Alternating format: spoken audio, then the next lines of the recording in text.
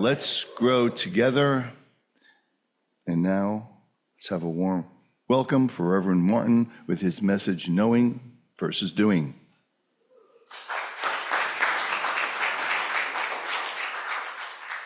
I grew up in Indiana, and unlike most kids my age when I was going through school, I was not even remotely into athletic anything. Basketball, football, I did not care. But I was fascinated by things that seemed peculiar to many of my classmates, and among those were musical things. I was fascinated by the piano, and I learned how to play that. I played piano and organ all the time growing up. In school, I played trombone in the marching band and played cello in the orchestra.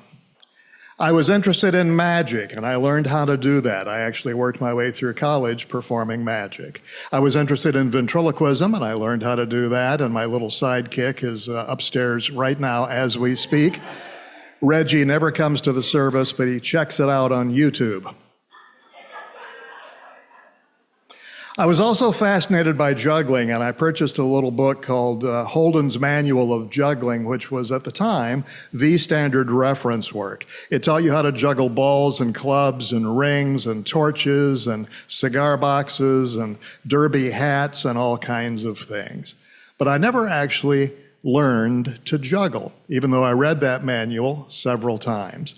And one day in high school, we had a thing, I can't recall what it was, what they called it, but it was show and tell, basically, although that wasn't what they used as a term. And one of the kids in the class got up and proceeded to do some three-ball juggling, and he was really, really good. And everybody was surprised, and they said, "How did you learn how to do that?" And he said, "Well, I saw a juggler on TV, and I just copied what he was doing." And I said, "Well, then you know that when you did this pattern, you were doing the shower." And he says, "No, I didn't know that." And I said, "And furthermore, when you did this pattern, that's known as a cascade." He says, "Well, I didn't know that." And I proceeded to show off a little bit with my knowledge. And finally, he cut me off, handed me the three balls and said, "Let's see you do it." Well, I couldn't do it because I'd never actually taken action on what it was that I knew.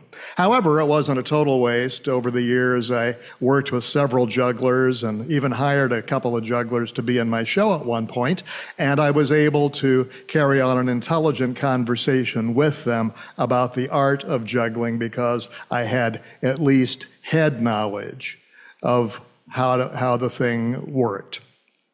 Now, there's an old Chinese proverb that says, "To know and not to do is not to know." Have you ever noticed that it's so much harder to do something than it is to know about that very same thing? And this is the challenge to all of us at times.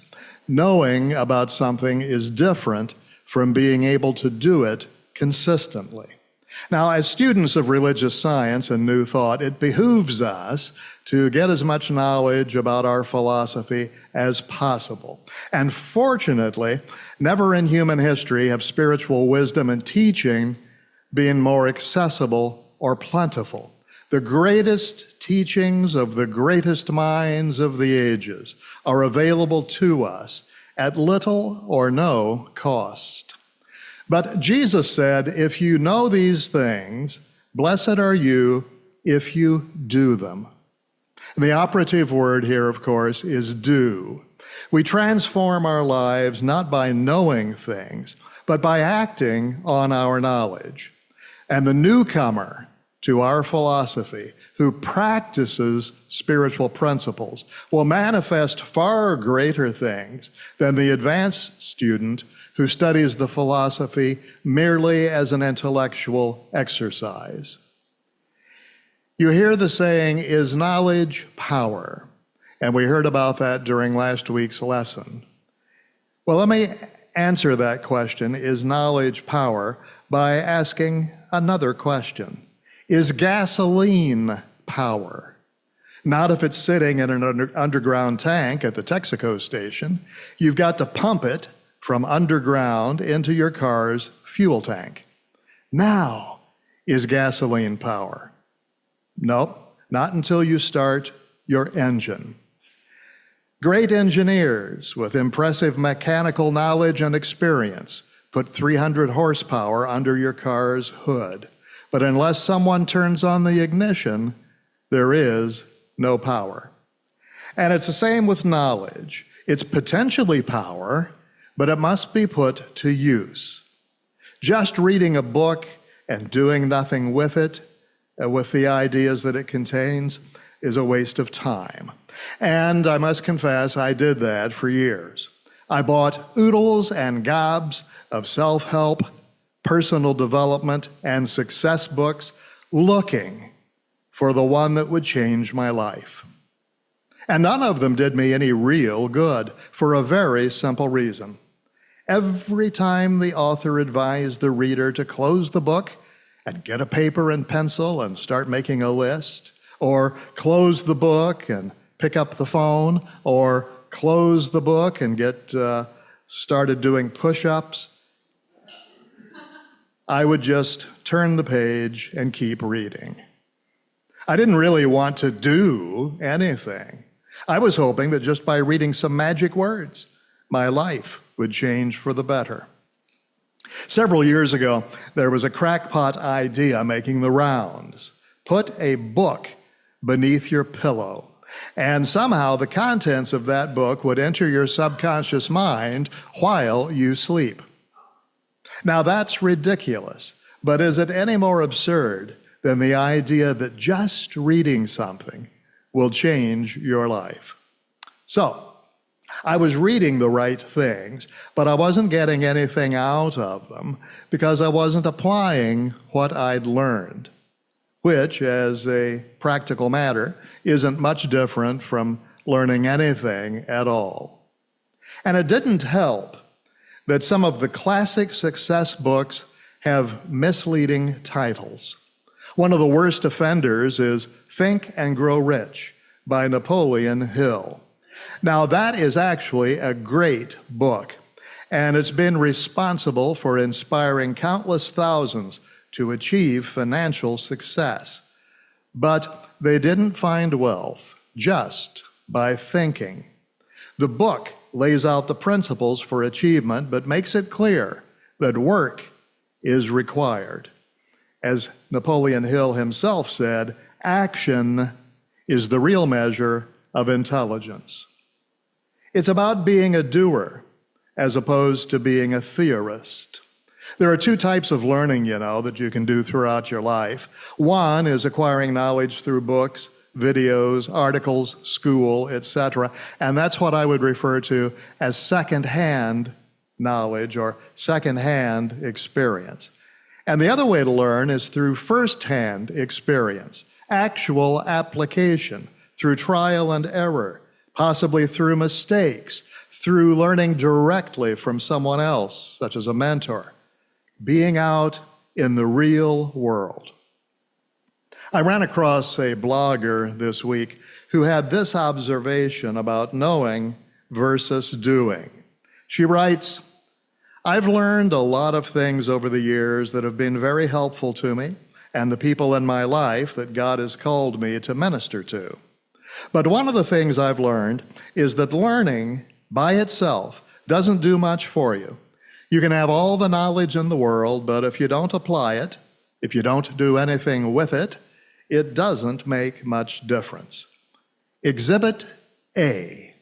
With everything I've learned about exercise, weight loss, and nutrition, all the books, magazines, medical journal articles I've read, and all the doctors, nutritionists, therapists, and personal trainers I've talked to, and the thousands of dollars that I've spent on equipment, programs, and supplements, with all that, I could have a PhD in the subject. Seriously, ask me anything, including why I've spent the past 25 years ducking out of family photos, gaining and losing the same 30, 40, 50 pounds again and again. Knowing what to do and doing it are not the same thing. Exhibit B. There have never been enough hours in the day for all the things I want to do, need to do, feel obligated to do. With all the books, blog posts, and articles I've read, all the workshops and webinars I've seen, all the experts I've met, and the thousands of dollars I've spent at the office supply store, I could have a PhD in goal setting, prioritization, and organization. Seriously, ask me anything. My friends do. I'm a fountain of helpful organizational strategies, which I really enjoy sharing. But knowing what to do and doing it are not the same thing. So we have to take action, but not just any action will do. To take effective action, you have to understand your personal situation and the goals you're trying to achieve. It's hard to connect knowledge and action without clear goals. Achieving results is hard when you don't know what you need or want. We did a workshop here recently on how to know what you really want. And I heard from several of the participants who were happy to move beyond vague notions of a better life to specific and clear goals that they can pursue. And once you've established that baseline for action, being clear about what you want out of life, then you can start applying the right knowledge to solve specific life challenges. Leonardo da Vinci said that every action needs to be prompted by a motive. Now, we offer classes throughout the year that can transform every aspect of your life. And the real value in classes is not in studying books. We do that, of course, because we want to learn the principles and the practices that have stood the test of time. But the real value is that we assign activities that cause you to use what you've learned. And we get to discover what works for us, and we get to share those experiences with the class. Knowing, doing, and sharing are essential keys to spiritual growth.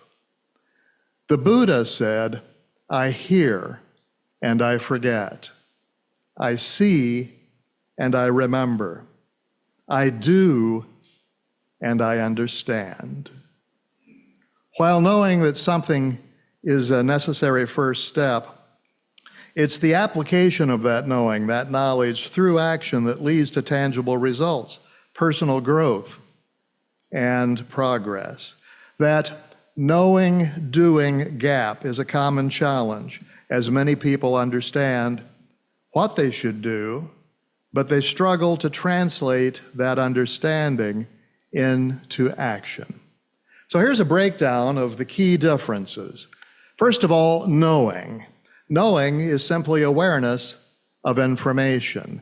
And what we need to do is move beyond that simple awareness, because real knowing involves understanding concepts, facts, or principles. And you can't really know something until you understand it. That Buddha quote again, "I hear and I forget. I see and I remember. I do and I understand."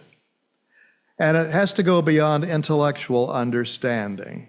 It's the cognitive process of grasping information. And understanding involves experience and experimentation.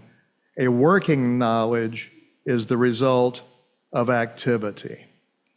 And we can even learn passively. Knowledge can be acquired just through learning or observing. And we sometimes learn passively quite by accident. This is how babies learn, after all. They don't learn from books. They learn by getting into anything and everything that looks interesting, much to their parents' occasional chagrin. So our starting point is this: knowledge is a crucial foundation for action, but it's not enough on its own. It's like IKEA assemble-it-yourself furniture. Even if you're smart enough to make sense of the instructions, And I'll admit that that's been a challenge for me in the past. Unless you start putting the parts together, you'll be sitting, eating, or sleeping on the floor. So we move on to doing. And this is where we come into active application. Doing involves putting knowledge into practice through actions and behaviors. Knowledge is helpful for sure, but until we use it in some way, it's just theory. So it's about actively engaging with what you know. And this requires effort, and it may require courage. Taking action can involve overcoming challenges, fear, and procrastination. And in the moment, it may be somewhat unpleasant. Mark Twain said, "The man who picks up a cat by the tail learns something he can learn in no other way." Action leads to results and growth. It's been said that a goal is a dream with a deadline. And doing is what turns ideas into goals and allows for personal development. So we arrive at that knowing-doing gap, the disconnect between knowledge and action. The gap refers to the discrepancy between what someone knows they should do and what they actually do. And so we could think of this as being barriers in action. Common reasons for this gap include fear of failure, procrastination, lack of motivation, perfectionism, a lack of clarity. Examples would be knowing that exercise is good for you, but not exercising. Knowing you should eat healthier, but not changing your diet. Or knowing that you need to end a toxic relationship, but not doing anything about it. And add to that list analysis paralysis, the never-ending quest to acquire more information. Because the future is a mystery, we'll never know everything about the new venture we're stepping into until we actually step into it. As Martin Luther King Jr. told us, faith is taking the first step, even when you don't see the whole staircase. So how do we bridge the gap? Well, there are several things we can keep in mind, and one of them is to start small. That is to say, to break down large tasks or goals into smaller, more manageable steps. And that involves setting realistic goals. Now, that means we need to focus on achievable goals that can be built upon. Now, we know that we live in an infinite universe, which is full of limitless opportunities. But we also know that some achievements are easily within our grasp, while others may not be for us right now because we need to grow into them. Oh, we can get there, but it may take personal growth to do it. Knowledge is a wonderful thing, but perhaps one of the best things we can do is to, in the words of the ancient Greek mystery schools, know thyself. Know thyself. Cultivate self-motivation. Identify your reasons for wanting to take action and use those reasons as fuel. And while you're in the process, don't forget to practice self-compassion. Recognize that setbacks do happen and focus on consistent progress. It's easy to put yourself down when you fall short of the mark. And maybe it's even easier for those of us who study this spiritual philosophy. Knowledge of your infinite nature and potential may make you even more upset when you let yourself down. But we must remember that we are works in progress with an eternity to grow into greater and greater expressions of spirit. Here's a little idea for you. Seek accountability.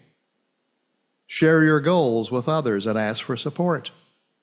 Having a prayer partner or a workout buddy or a friend with whom we can discuss our fondest dreams and aspirations That helps us keep on track, whatever goal we may be pursuing. So embrace action. We're learning new things all the time, and the pursuit of knowledge has its rewards. But just don't focus on learning, actively work to apply what you learn. While knowledge provides a useful foundation, it's through consistent action, despite challenges and potential setbacks, that individuals can truly achieve their goals and create positive change in their lives. So, be your own action hero. The story is told of a salesman traveling the back roads trying to sell books about modern agriculture to farmers. And one old fellow he called upon asked, "Why should I learn any of this stuff?" And the salesman replied, "This book has the newest scientific techniques for growing crops. Read it, and you'll have the very latest farming know-how." Well, the farmer thought for a moment and finally replied, "Well, heck, I ain't doing half the stuff I know to do now."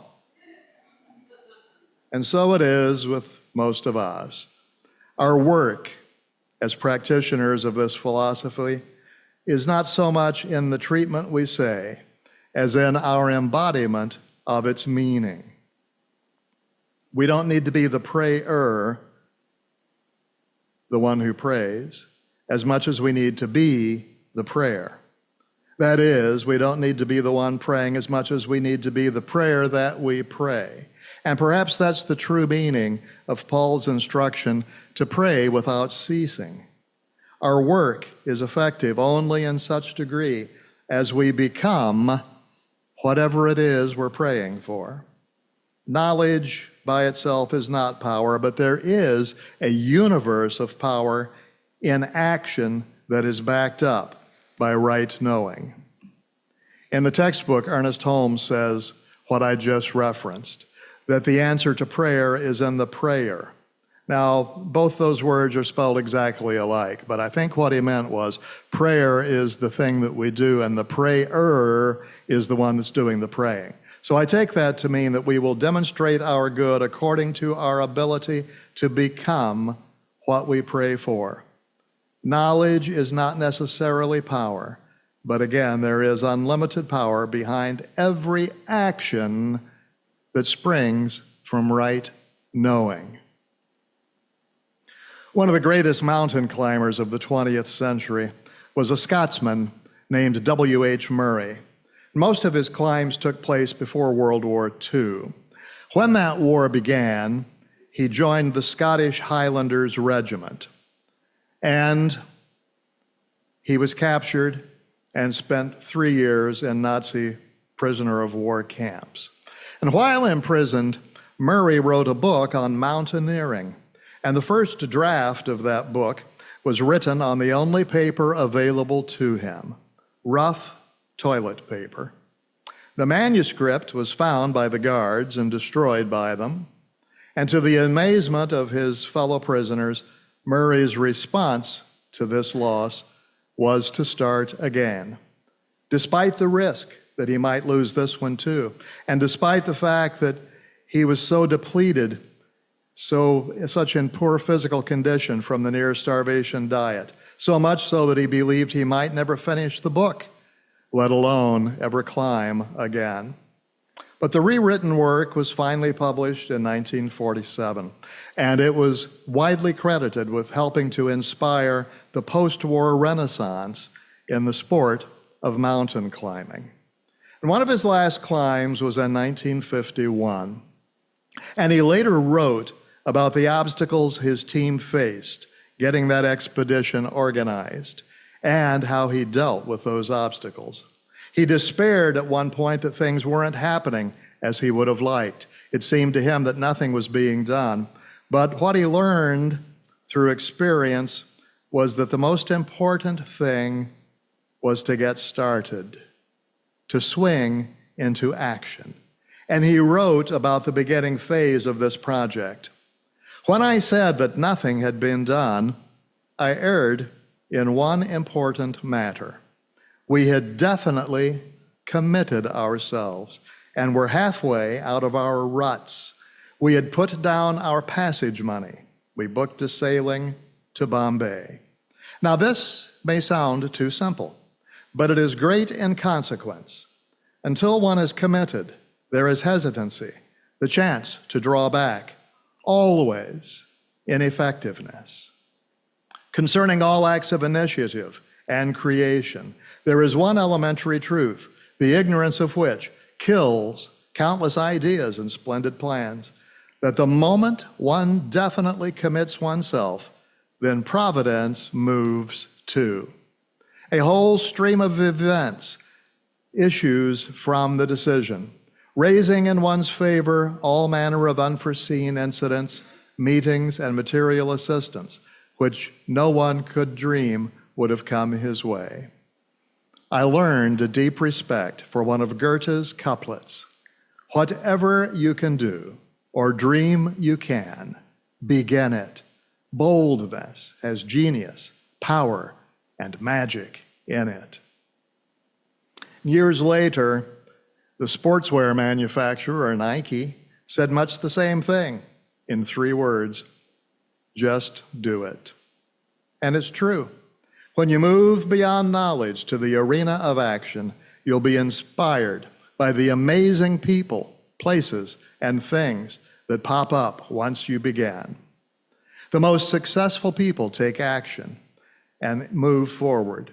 They create new opportunities. They change things. They make a difference in their lives and the lives of those they love. Tom Watson, the founder of IBM, explained the phenomenal early success of his company. He said, IBM is what it is today for 3 special reasons.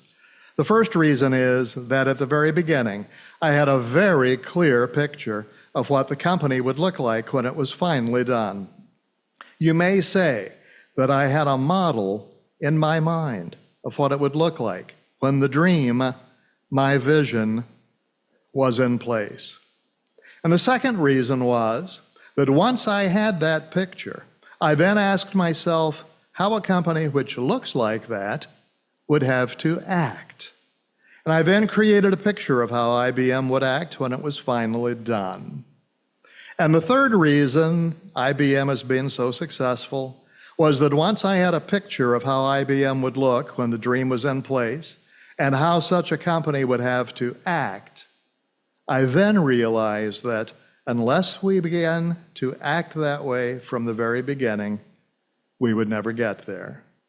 In other words, I realized that for IBM to become a great company, it would have to act like a great company long before it ever became one. Watson is talking about the power of acting as if you've already achieved your goals. And once you know what you want and where you want to be, start acting today as if you're already there.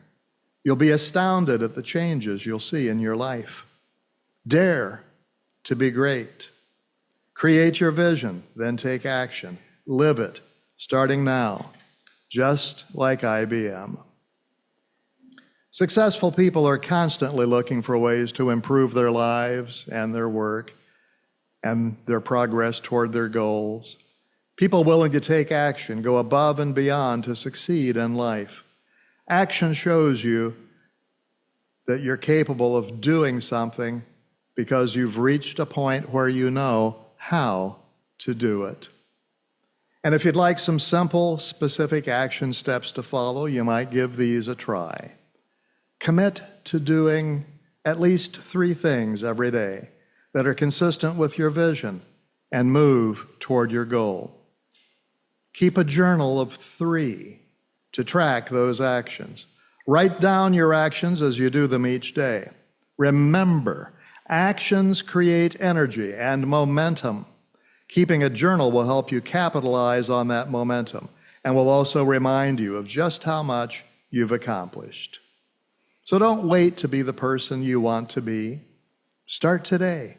Act as if you're already there, and you'll arrive much sooner. You can make a difference in your life when you close the gap between knowledge and action. Nothing happens until something changes. Truly smart people focus on getting results. You are the sum of your actions. Be your own action hero. And whatever you can dream you can, begin it. Boldness has genius, power, and magic in it. And so it is.